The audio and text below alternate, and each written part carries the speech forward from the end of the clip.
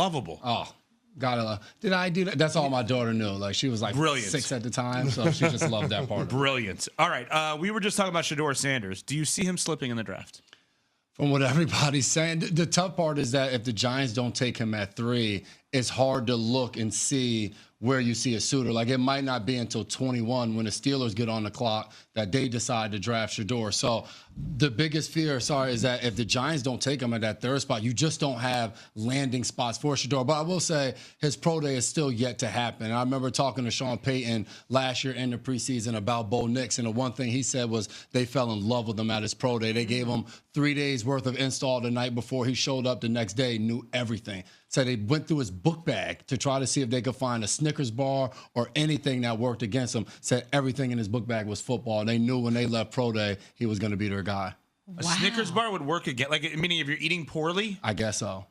I'm happy in college. I'm happy when it went through mine. All we ate was fast food. We'd show up to the facility with a McDonald's bag. There's some rappers in that backpack. We couldn't afford like Chipotle when I was in college. We didn't have NIL, so. I mean, that dollar menu got me through college. Dude. That McDonald's dollar menu got me through college. J-Mac, we heard from executive Katie Blackburn from the Cincinnati Bengals on the contract negotiations with Trey Hendrickson. And mainstream media hadn't really heard from Katie Blackburn in this context before. What did you make of her comments and the response from Trey?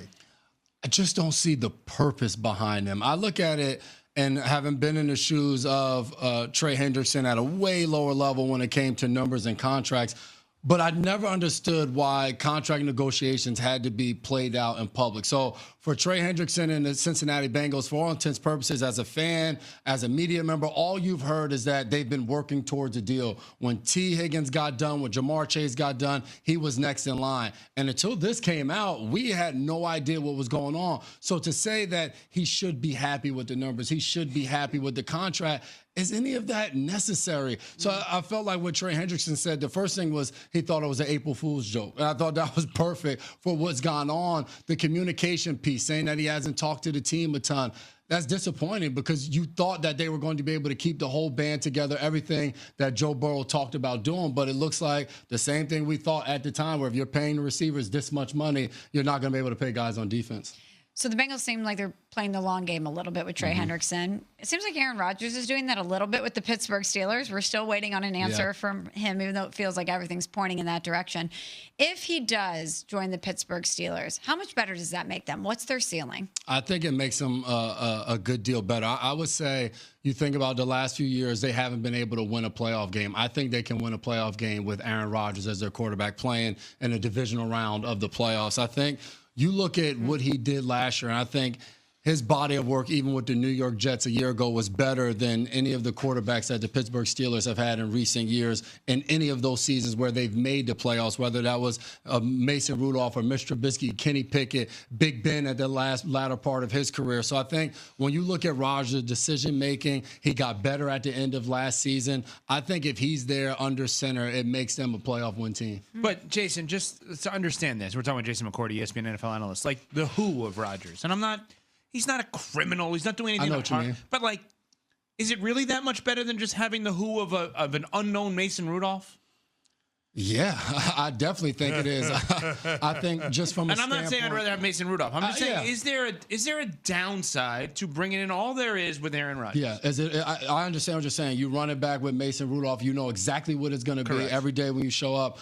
I think there's a sense of hope that an Aaron Rodgers brings, that the upside of it is if I'm on that team, if I'm on defense, if I'm in that locker room where you have to believe fourth quarter, 2 minutes left in the game, Rodgers still has some of that it factor to get you over the hump. And I think that's the biggest difference is on those teams, you need that hope and belief that you're good enough to get over that hump. For what the Steelers have done the last few years, and Cam Hayward has said, is it's not good enough, but it's become the new standard there that, we're just good enough to get there, but not good enough to compete. So you need something different to come in to change that. So what does that do for both of you, CC and Jason? What does that do when you don't have belief in the quarterback? Because you've played for great teams, and let's be honest, terrible teams. Absolutely. CC's played for pretty much great teams. Yeah.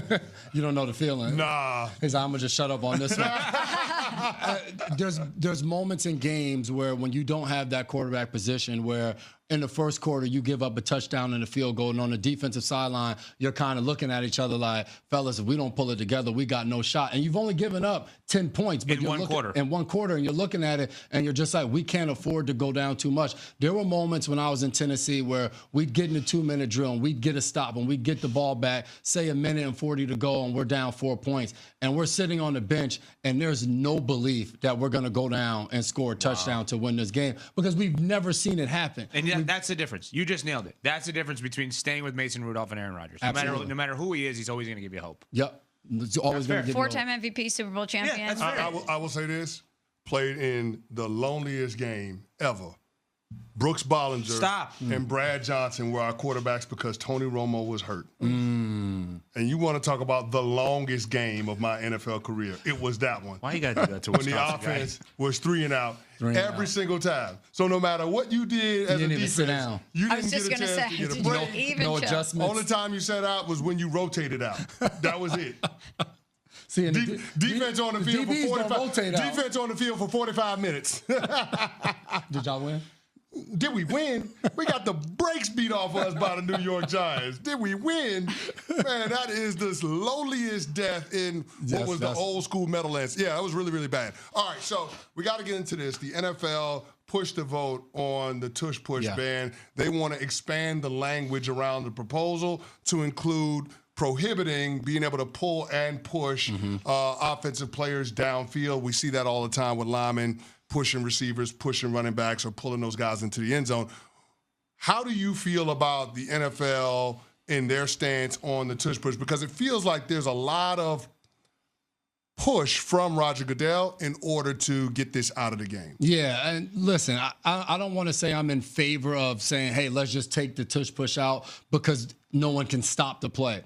At the same time, and you know this, CC, there was a time on field goal block where you'd have your 2 big defensive tackles lined up and you'd have linebackers behind them pushing those guys forward to try to block the kick. I was one of those guys. They removed that from the game. You cannot push guys on defense to try to stop an offensive play. So from that standpoint, I understand that argument of it is, so why should the offense be able to push and pull guys forward? When a running back has the ball, as soon as his forward progress is stopped, you can no longer continue to just push him backwards to the opposite goal line. I don't understand at the same time why offensively you get to continue to just push and push and push and be able to push somebody all the way down the field into the end zone. So, yes, people can say, oh, it's soft to remove it from the game, but from a standpoint of rules, I understand why. Jason McCourty, ESPN NFL analyst, will be on Get Up at 8 a.m. Eastern, first take at 10 a.m. Eastern. Always great with us. Nhiều hôm nó cũng khó lắm, nhiều hôm cẩn thận, nhiều hôm kiểu chả cái gì khó. Từ lái thì lái rồi. Các bạn làm vòng hôm nay mình sẽ có tiêu đây là chùi vải. Mọi người hôm nay vòng mình sẽ có tiêu đây là quả vải. Bây giờ mình bắt đầu làm. Chú có sợ đâm đầu không bạn? Chú ơi, như mình làm cái gì nhắn tin với Toàn, không biết hắn ra làm cái gì. Anh tin bằng chính.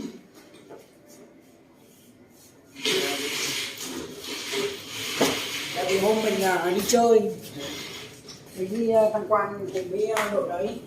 Đấy còn về đi muộn. Tao ở thành phố vào đây chơi. Vào đây giờ. Hôm nay có lửa. Con muốn thắng. Mày thì ăn chả kém đâu, thì cái con lợ. Mày cứ đi không vào đây chơi coi nào. Không còn bấm tay nữa nhỉ? Tí về. Chơi nó ấm. Em ngồi nhà này lại nó toàn xem tivi thôi. Lạnh là chết. Nó ngồi nó xem tivi đó. Ai ạ? Tin mang lên cho em à? Không, bấm tay chỉ có xem kia thôi. Em bấm hồn cho em đi. Bây giờ hắn ta nhắn tin Toàn đây, nhắn tin chơi bùa hay là nhắn tin gì đi Toàn. Cho em một miếng. Anh em nhà nó mà. Em nhưng mà em Em bạn chưa? không tin gì đâu phải nhắn. Em lấy 2 lần rồi. À, 2 bên rồi. Bỏ lẫy. Đĩa đợt này nó Hơn 5 tháng. quanh